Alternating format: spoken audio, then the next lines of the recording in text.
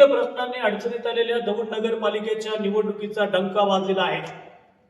अल्प काळातच निर्णय होणार आहे. कोणीतरी नगराध्यक्ष आणि नगरसेवक म्हणून उदयास येणार आहे.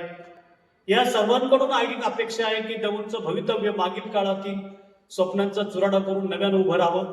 त्यातून एक चांगली संकल्पना उभी राहावी, शहराचा नावलौकिक व्हावा आणि दौंड परत एकदा राज्याच्या कानाकोपऱ्यामध्ये एक सुंदर चांगलं भवितव्य असणारं शहराचं नाम उभारली, अशी अपेक्षा या निमित्ताने करताना आपण प्रफुल्लजी असतील, सावता असेल यांना आपण एक आव्हान करूया की आपण मतदारांना आव्हान करा, आपल्या मताचं काय विषय. मतदारांना एकच आव्हान आहे की जशी आजचा दिवस आहे, रात्र येणार आहे, उद्या पहाट होणार, समस्या अडचणी अनंत आहेत, पण त्यावर मात करू शकतो आपण. मनुष्य आपल्याकडे ती क्षमता आहे आणि दौंड शहरामध्ये किती क्षमता आहे, आपण बदलू शकतो स्थिती. प्रत्येक उमेदवार जे असतील ते कोणत्या पॅनलचे असतो, तुम्ही फक्त उमेदवाराकडे एक बघा. उमेदवार स्थानिक असला तर तो काय करतो, त्याचा क्लब आहे का, तो कुठं अड्ड्यावर आहे, काय त्याचा व्यवसाय काय, अशा लोकांना जेव्हा तुम्ही नगरपालिकेत पाठवाल मग त्यांच्याकडे अपेक्षा करू नका की त्यांनी स्वच्छता ठेवावी, आपले पथदिवे सुरू करावे, की आपल्याला पाणी रोज येईल किंवा घंटागाडी रोज यायसाठी तो आपल्यासाठी उभा राहील, ह्याची अपेक्षा त्यांच्याकडे करू नका. म्हणून पाठवताना विचारपूर्वक पाठवा. दोन्ही पॅनलमधले जे नेते मंडळी आहेत त्यांना शहर विकास करायचाच आहे. त्यांनी असताना त्यांना संधी मिळेल त्यांनी केला असेल, काही विकास झालेला पण आहे, पण त्यांच्या काही अडचणी शकतील की काही लोकांना त्यांना घ्यावं लागतं. पण या घेतलेल्या लोकांना कसं कळायचं हे आपल्या हातामध्ये. तुम्ही मतदार म्हणून जागरूकपणे मतदान करा. जे काम चांगलं करतात, ज्याचं उपजीविकेचं साधन आहे, ज्याला काही नाही नगरपालिकेत पाठवायचं असेल अशा लोकांना पाठवू नका. ते तुमचं कधीच हित करणार नाही, उलट तो दबाव तुमचा वापरेल आणि तुमच्या समस्याला तो कधी उभा राहणार नाही. मतदारांना फार विचारपूर्वक करा. ही बाब जी आहे ही गावठाणामध्ये पर्यंत दिसते, भागासाठी सुद्धा आहे. मतदार बंधू आणि भगिनींनो, अतिशय महत्वाचं मोलाचं अशा स्वरूपाचं आव्हान प्रफुल्लजींनी केलेलं आहे.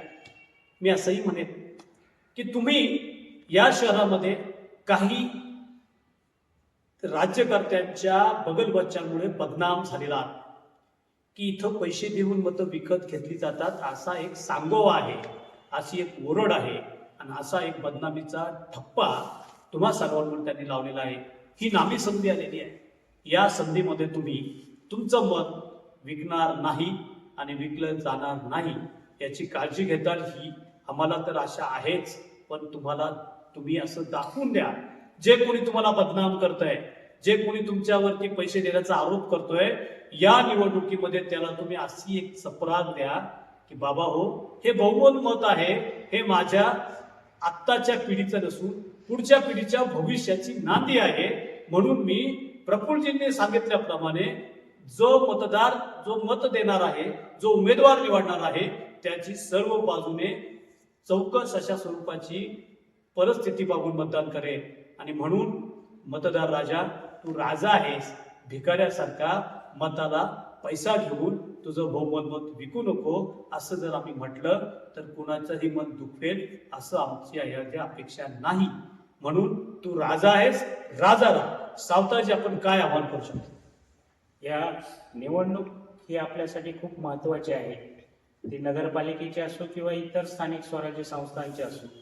हा मतदान करणं हा एकमेव आपला अधिकार आहे की ज्यावेळी आपण निर्णय घेऊ शकतो की आपलं नेतृत्व किंवा आपले प्रश्न कोण सोडवू शकतो, आणि त्या दृष्टीने मतदारांनी विचार केला पाहिजे. तो विचार आपल्या मूलभूत सुविधा कोण सोडू शकतो किंवा आपले शासन दरबारी जे काही प्रश्न निर्माण होतील ते कोण मांडू शकतो, हे सगळ्या गोष्टीचा विचार करून आपण मतदान केलं पाहिजे. निवडणूक काळात तुम्हाला प्रलोभने दाखवणारे अनेक मंडळी भेटतील, परंतु त्या प्रलोभनांना बळी पडायचं का? ते प्रलोभने आपल्याला किती दिवस करू शकतात. मग आपलं जे आयुष्य आहे ते इतकं थोडक्यात किंवा सहज आहे का? तर आपल्या जी भविष्य आहे, जे ज्येष्ठ आहेत त्यांनी आपल्या भविष्यातील मुलांचं असेल किंवा संबंधितांचं असेल, त्यांचं आयुष्य किती सुखकर व्हावं यासाठी बघितलं पाहिजे. तरुणांनी जे आता प्रलोभन आहेत त्याला बळी न पडता आपण आपल्या शहराचा विकास कशा पद्धतीने होईल, प्रश्न कसे सुटतील याकडे लक्ष दिलं पाहिजे.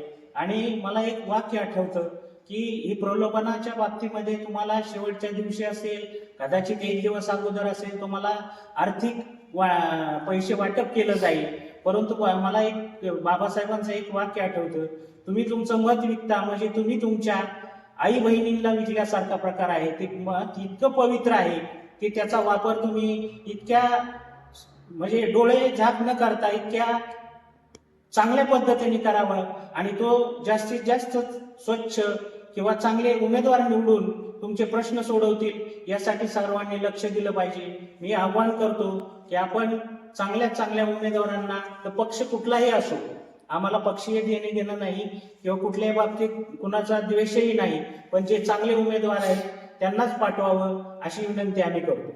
मित्रांनो, बाबासाहेब आंबेडकरांनी मताचा अधिकार बहुमूल्य दिलेला आहे. त्याचं मोल कोणालाही करता येणार नाही आणि ते मोल तुमच्या येथील कुणीतरी करण्याचा प्रयत्न करतोय आणि तुम्हाला बदनाम करतोय, ते आता तुम्हाला टाळावं लागेल. आणि तुम्ही बदनाम नाही हे सिद्ध करण्याची ही नामी संधी दवडू नका आणि या निवडणुकीमध्ये तुमच्या हिताचा, तुमच्या महत्वाचा, तुमच्या समाजाच्या हिताचा एक चांगला उमेदवार तुम्ही निवडून देतात अशी अपेक्षा आपण सर्वजण करूया. तुम्ही पाहत राहा आवाज लोकशाहीचा.